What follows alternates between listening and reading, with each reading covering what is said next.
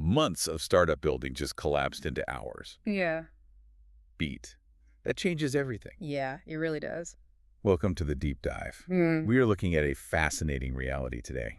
Our mission is to dissect a definitive April 2026 strategy map. This map was put together by Max Ann. Right. It covers 23 critical AI trends for startups and businesses. We are going to break down what this actually means for you.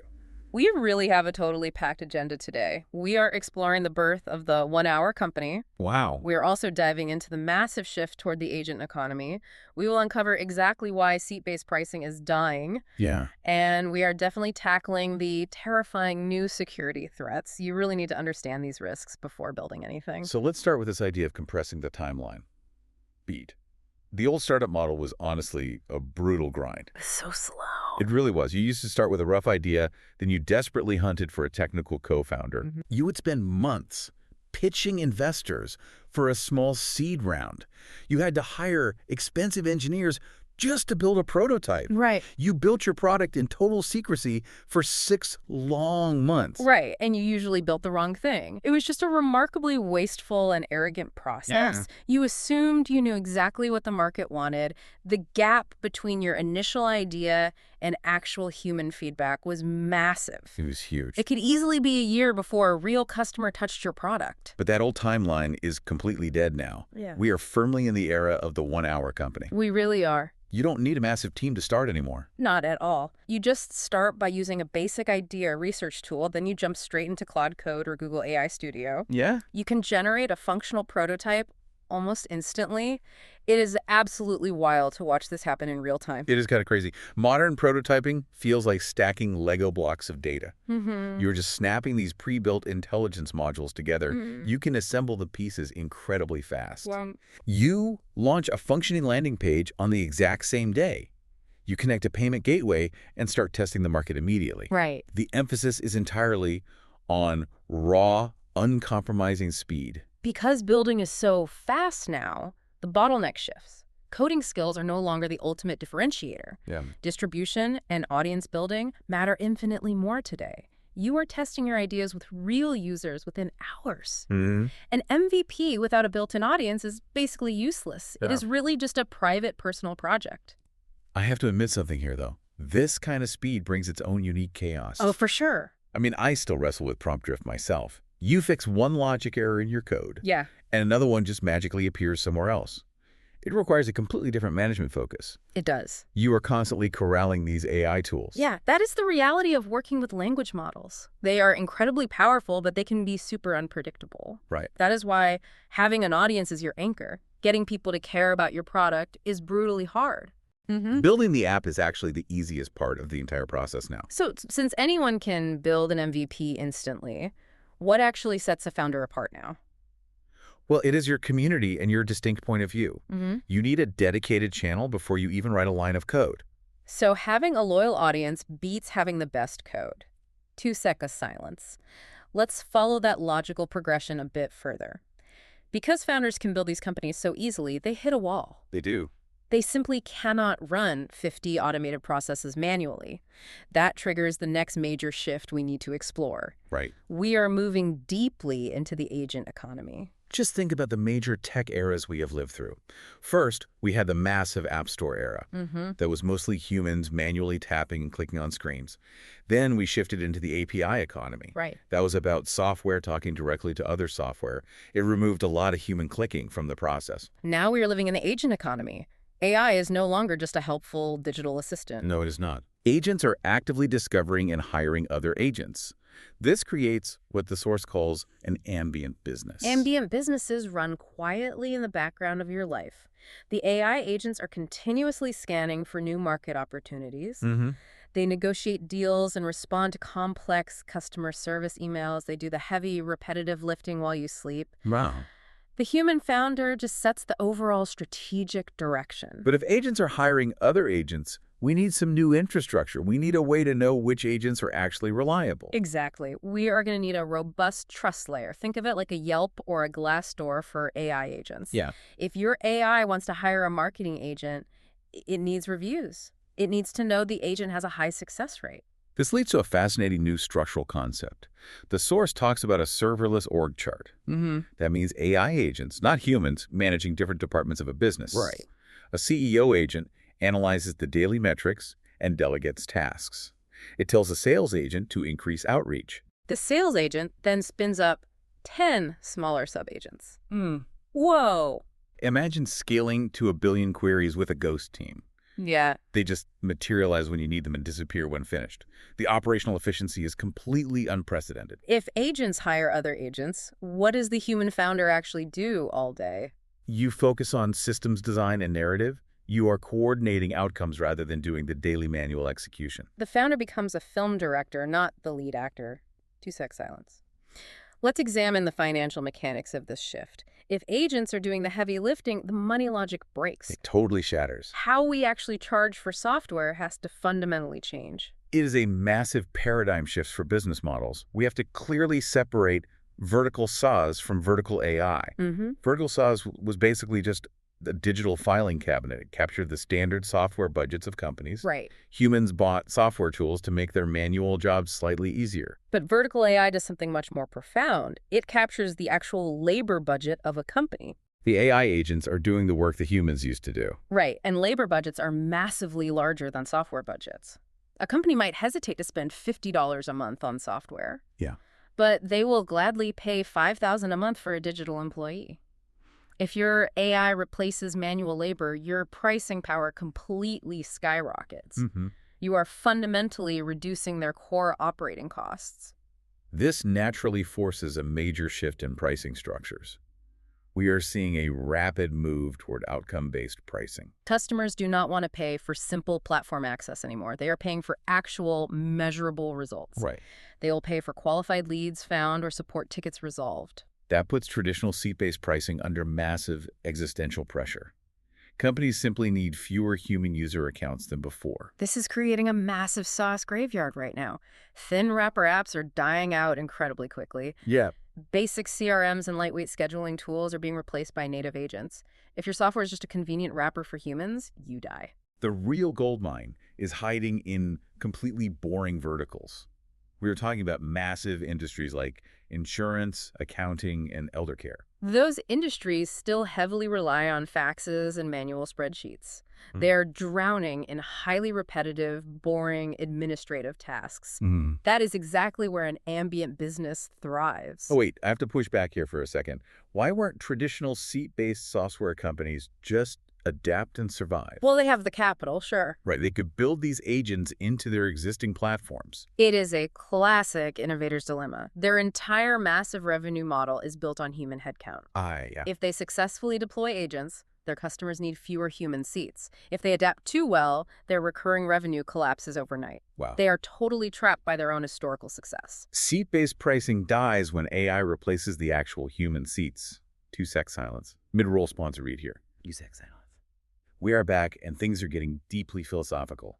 If AI executes all this boring labor flawlessly, what happens to us? That is the big question. We are witnessing a total flip in human scarcity. Just think about what is happening to digital content right now. Execution has become unbelievably cheap and incredibly fast. Right. You can generate competent code or average marketing copy instantly. Because of that infinite supply, the truly scarce skills are shifting. Flawless execution is basically just a cheap commodity now. What becomes wildly expensive is human judgment, taste, and originality. Exactly. AI struggles to replicate a truly unique, flawed human perspective. It is designed to find the safest, most average mathematical consensus. Generating 1 million blog posts is easy today, but creating something with a distinct, undeniable personal style is incredibly rare. Real human direction is what cuts through the automated noise. The source outlines a new 3-tier premium stack for work. At the very bottom, you have fully AI-generated work. Right. That is your basic, everyday commodity content. In the middle tier, you have AI-assisted, human-led work. And sitting at the very top is fully human-made work. That has become the absolute ultimate premium tier. Fully human-created work is essentially a luxury good now. It feels like seeing a 100% organic label on your food. I love that comparison. People will gladly pay a massive premium for that pure human element. They want to know a real mind struggled with the creation. This scarcity flip is driving a massive experience economy boom.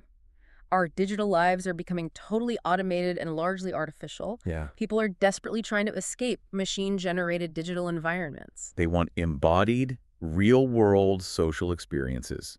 They are willing to pay a premium for messy, unoptimized reality. They want to go to live concerts or interactive escape rooms. Even a basic karaoke night becomes significantly more valuable now. Exactly, because it is inherently flawed and wonderfully human. Time spent physically with real people carries actual emotional weight. This desire for connection changes how digital businesses scale, too. We talked about those massive ghost teams earlier. Right. Because agents handle the operations, operating costs become microscopic. This creates a fascinating trend called micro-monopolies. Kevin Kelly famously wrote about the 1,000 true fans concept. He said a creator only needed 1,000 fans for a sustainable business. Now, because of AI, that number has dropped to just 100 true fans. You can build a highly profitable niche business for a tiny audience. Wow. You just stack these tiny automated models across multiple related niches. But you still need to capture that core audience's attention first. With content becoming a commodity, what specific skills should the listener cultivate today? You must relentlessly cultivate your taste and your unique curatorial perspective. You need to develop strong, defensible opinions that machines cannot fake.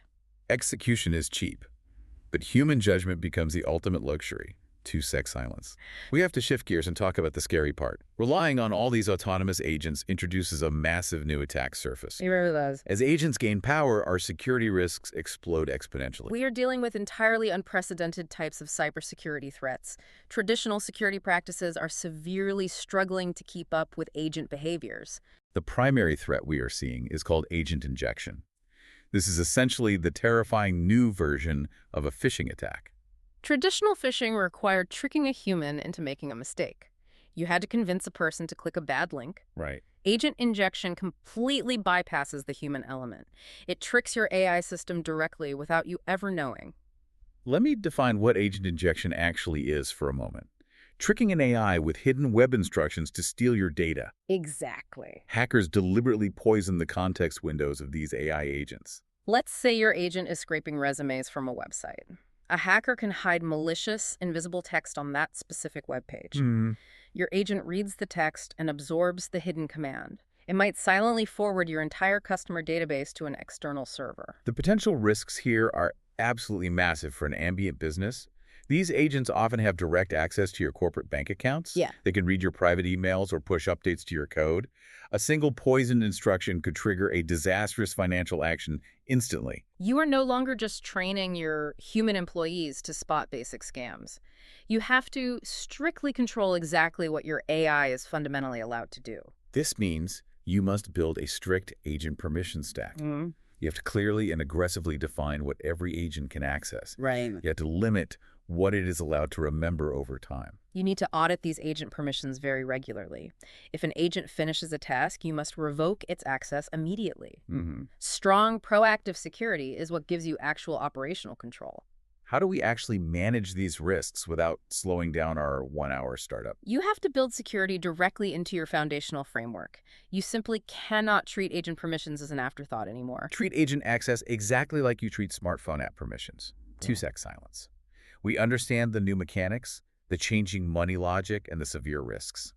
Now we need an exact execution plan to move forward. Right. The startup window of opportunity is wide open right now. But this specific rare opportunity is not going to last forever. Building costs are historically low at this exact moment in time. The leverage you have as a solo founder is completely unprecedented. The next 12 to 24 months are going to be absolutely critical. Early builders are actively collecting vital data and building deep user trust. Yeah. They are establishing brand recognition in these wide-open, boring niches. Those early community advantages will compound significantly over time. It will become exponentially harder for late entrants to compete for attention. The environment feels incredibly fast and wildly unpredictable today. Right. You have to move quickly, but you must build very strategically. Right. Building your product in public matters more than it ever has before. I still see founders who are terrified to share their early work. They think building in public invites too much early competition. They want to hide until everything is perfectly polished. But openly sharing your messy process creates incredibly deep user trust.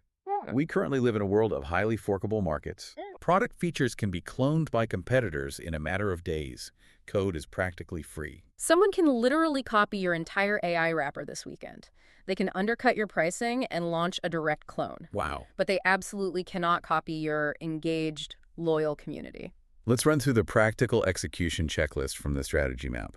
First, you must pick a niche you actually understand deeply. Right. You need to find a genuinely painful, repetitive workflow.